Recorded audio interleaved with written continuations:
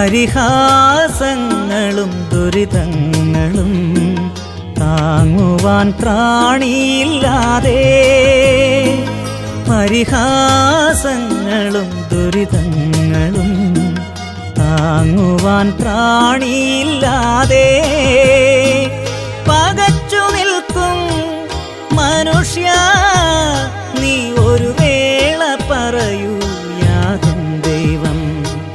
പകച്ചു നിൽക്കും മനുഷ്യ, നീ ഒരു വേള പറയൂ യാതും ദൈവം. ദൈവവചന ചിന്തകൾ കേൾക്കുന്ന എല്ലാ മാന്യ ശ്രോതാക്കൾക്കും ക്രിസ്തീയ വന്ദനം. സദൃശവാക്യങ്ങളുടെ പുസ്തകം 1-ാം അധ്യായം 18-ാമത്തെ വാക്യത്തിൽ ഇപ്രകാരം രേഖപ്പെടുത്തുന്നു: അവർ സ്വന്തം രക്തത്തിനായി പതിയിരിക്കുന്നു, സ്വന്തം പ്രാണഹാനിക്കായി ഒളിച്ചിരിക്കുന്നു എന്ന വചനമാണ്. ആ വാക്യത്തിൻ്റെ യഥാർത്ഥമായ ആശയം എന്ന് പറയുന്നത്, സ്വന്തമായി ചെയ്യുന്നതായ തിന്മകൾ, അനീതികൾ, അതുനിമിത്തം അവർ നാശത്തിലേക്ക് നടന്നു നീങ്ങുന്നു എന്നുള്ള പ്രസ്താവനയാണ്.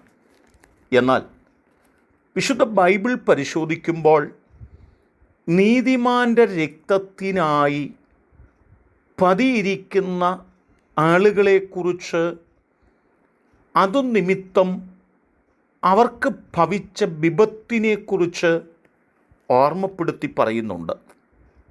ഉൽപ്പത്തി പുസ്തകം 4-ാം അധ്യായത്തിൽ നാം വരുമ്പോൾ ഹാബേലിനെ കൊന്ന തൻ്റെ സഹോദരനായ കായീനോടുള്ള ബന്ധത്തിൽ ചോദിക്കുന്നതായ ചോദ്യമുണ്ട്: നിൻ്റെ അനുജൻ്റെ രക്തത്തിൻ്റെ ശബ്ദം ഭൂമിയിൽ നിന്ന് എന്നോട് നിലവിളിക്കുന്നു എന്ന് പറയുന്ന വാക്കുകളാണ്.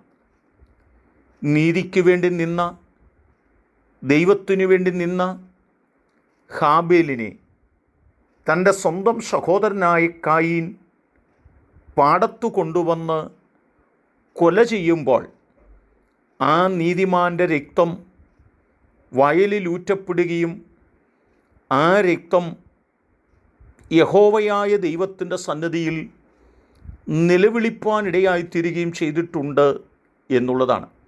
ഹാബേലിൻ്റെ രക്തത്തേക്കാൾ ഗുണകരമായി സംസാരിക്കുന്ന മറ്റൊരു രക്തമാണ് യേശുക്രിസ്തുവിൻ്റെ രക്തമെന്ന് ബൈബിൾ ഓർപ്പിക്കുന്നുണ്ട്.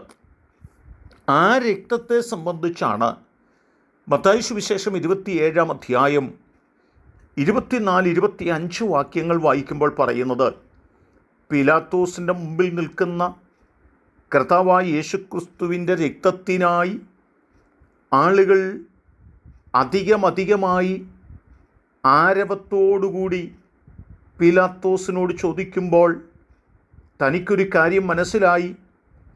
ആരവാരം അധികമാകുന്നതല്ലാതെ ഒന്നും സാധിക്കുന്നില്ല എന്ന് പീലാത്തോസിന് മനസ്സിലായിട്ട് ഒരല്പം വെള്ളമെടുത്ത് പുരുഷാരം കാണെ തൻ്റെ കൈ കഴുകിയിട്ട് ഈ നീതിമാൻ്റെ രക്തത്തിൽ എനിക്ക് കുറ്റമില്ല എന്നോർമ്മപ്പെടുത്തുന്ന വാക്കുകൾ അവിടെ കാണുന്നുണ്ട്.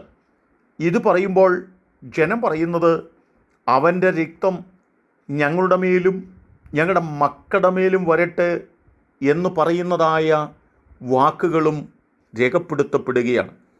നീതിയോടെ ജീവിച്ച ഹാബേലിൻ്റെ രക്തം ചൊരിയുക നിമിത്തം കായീൻ അനുഭവിച്ചതായ നൊമ്പരങ്ങളും അതിൻ്റെ വഴികളും നമുക്കറിയാം.